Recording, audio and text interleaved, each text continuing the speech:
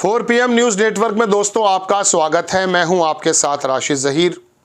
एक जज साहब ने उत्तर प्रदेश में जिस प्रकार का बयान दिया उसके बारे में तमाम बुद्धिजीवी वर्ग, राजनीतिक लोग, खास करके विपक्ष के लोग मुखर हो गए। ये बात अलग है कि भारतीय जनता पार्टी के एक शलभ मर्दी त्रिपाठी हैं, उन्होंने समर्थन किया, लेकिन सुप्रीम कोर्ट ने संज्ञान लेते हुए इस बारे में बात की है। जज साहब ने जो बातें कही हैं ये एक ज़माने से हो रही हैं। ये राजनीति के मंच से लोकसभा के उम्मीदवार हों, भारतीय जनता पार्टी के नेता हों, एक ज़माने से कर रहे हैं। कई इसकी मिसालें, शवाहिद मौजूद हैं। गोली मारो फला को, ये तमाम आप सुन चुके हैं। करंट ऐसे लगाना, ये सफ़ेद कपड़ा दूर से पहचाना जाता है, ये मंगलसूत्र ले जाएंगे, ये तमाम चीज़ें आप सुन चुके हैं, जिसने हमारे समाज को जो भी संदेश दिया हो। समाज अगर कुछ बदल गया है तो बात अलग है, लेकिन सभ्य समाज में लोगों का कहना है इस तरह के बयानात की कोई भी जगह नहीं है। अगर असदुद्दीन ओवैसी साहब के छोटे भाई ने कोई उस ज़माने में वक्तव्य दिया था 15 मिनट वाला, तो हर एक इंसाफ पसंद व्यक्ति ने, किसी भी वर्ग का हो, उसका विरोध किया था। अब अगर इंसाफ पसंद नहीं था तो बात अलग है। बात सिर्फ इतनी है कि इंसाफ पसंद है या नहीं, इसको तय कौन करता है, या ये वाली भावना आती कैसे कि आप गैर इंसाफ बन जाएं और इंसाफ पसंदी का दामन छोड़ दें। उसकी वजह है सूचना। आपके सामने जब एक लंबे ज़माने तक किसी प्रकार का कोई प्रोपेगेंडा किया जाएगा, अरे ISIS के लोग ऐसे होते हैं, दाढ़ी वाले ऐसे होते हैं, पजामे वाले ऐसे होते हैं, ये लोग तो बेटियों के साथ ये करते हैं, ये तो हलाला करते हैं, ये तो तलाक करते हैं, ये तो महिलाओं को करते हैं। देखिए, समाज में कुरीतियाँ हर में होती हैं, सब समाजों में, और बाज़ दफ़ा उसे समझने में गलती भी होती है। इसका मतलब ये नहीं होता है कि अगर कोई कुरीतियाँ हैं, कोई समझने में गलती है, तो आप देश में कैसा माहौल तैयार कर दें कि किसी भी वर्ग को विलन समझ लिया जाए, और विलन समझने के एवज़ में जो रिज़ल्ट निकल कर आते हैं, फिर मुझे उस ट्रेन में जाना पड़ता है जहां नाम पूछ पूछ कर गोलियों से भून दिया गया था कई लोगों को।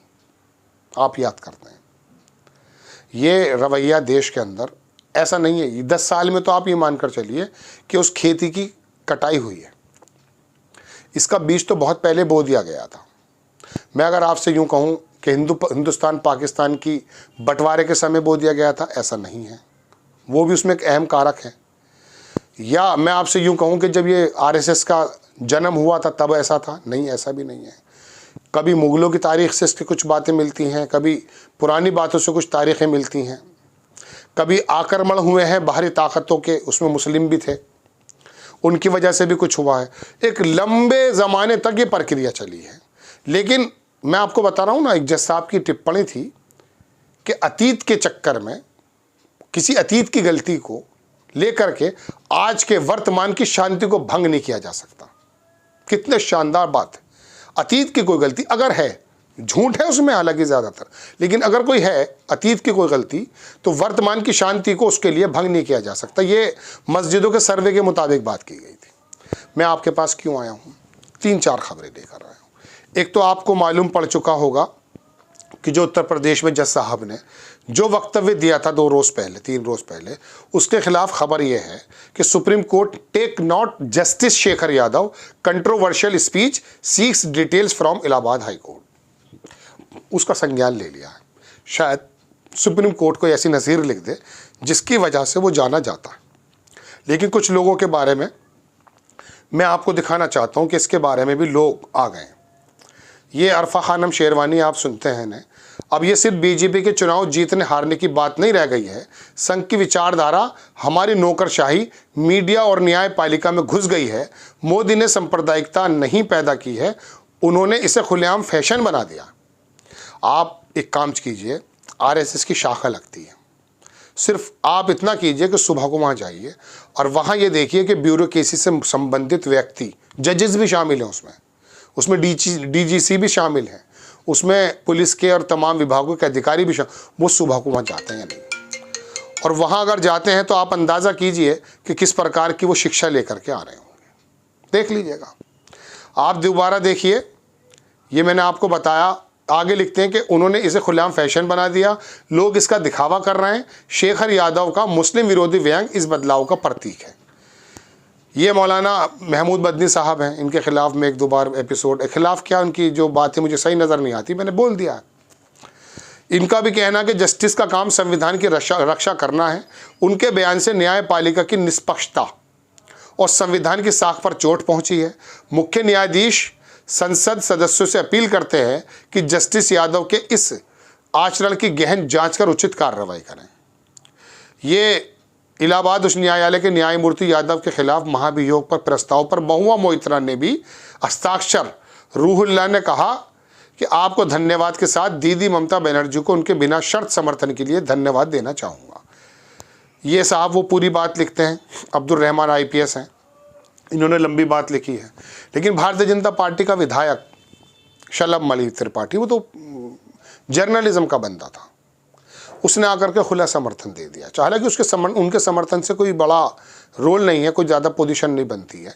ये जो काम चल रहा है सुप्रीम कोर्ट में सुनवाई, इससे कुछ रिजल्ट निकलने की उम्मीद है। लेकिन मैं तो दोस्तों बात यह है कि ये जो तमाम लामबंदी आ जाते हैं ऐसे बयानों पर, इसमें कोई दोहरानी की चिंता की बात है, इसमें चिंता करनी चाहिए। लेकिन मेरी मौद्दीबाना गुजारिश इन्हीं लोगों से, मौलाना महमूद मदनी हो, अरफा खाना शेरवानी हो, रूहुल्लाह साहब हों या बाकी तमाम लोग हों जो OBC कमज़ोर लोगों की आवाज़ उठाते हैं, कांग्रेचुलेट उनको करते हैं, उनको हम सलाम भी करते हैं। लेकिन मेरी मौद्दीबाना गुजारिश ये है कि आप जिस तरह से इस तरह के मुद्दों को उठाकर लेकर आते हैं और समाज के अंदर अगर एक गंदगी आपको लगती है कि पैदा हो गई, उसे सफाई करने की तरफ ध्यान दिलाते हैं। मैं बार बार सैल्यूट कर रहा हूँ, आप ही लोग हैं वो जो उठा सकते हैं। आम आदमी तो बड़ी परेशानी में।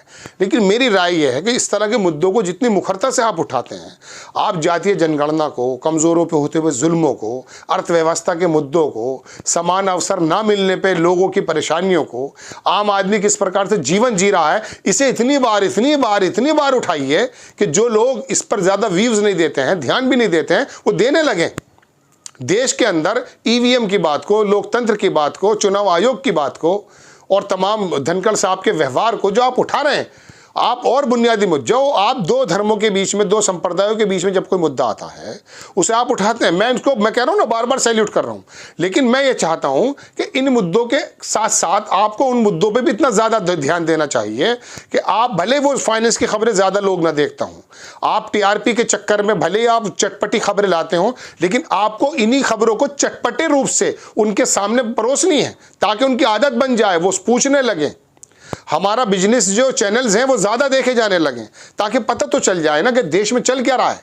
अडानी साहब को बाहर की संस्थाओं ने पैसा देना बंद क्यों कर दिया है, या उनको साख कैसे गिर गई है और भारत की सरकार उनके पक्ष में कैसे खड़ी है? आप बताइए तो सही कि कई लाख करोड़ रुपया माफ़ कर दिया जाता है जब उद्योगपतियों को, तो वहाँ के कर्मचारियों की आमदनी नहीं बढ़ती है। देखिए, मैं आपको फिर बता रहा हूं, आम कर्मचारी, आम आदमी की जेब में अगर पैसा चला जाएगा, जो राहुल गांधी कह रहे थे कि 8,000 10,000 रुपया चला जाएगा, 6,000 कुछ कोरोना के टाइम में भी कहा था, तो वो लोग पैसे 7200 रुपये वो लेकर निकल कर आएंगे, वो जमीन खरीदारी करेंगे। फिर जो है लोकल जो MSMEs हैं उसके अंदर डिमांड आ जाएगी, मैन्युफैक्चरिंग बढ़ जाएगा।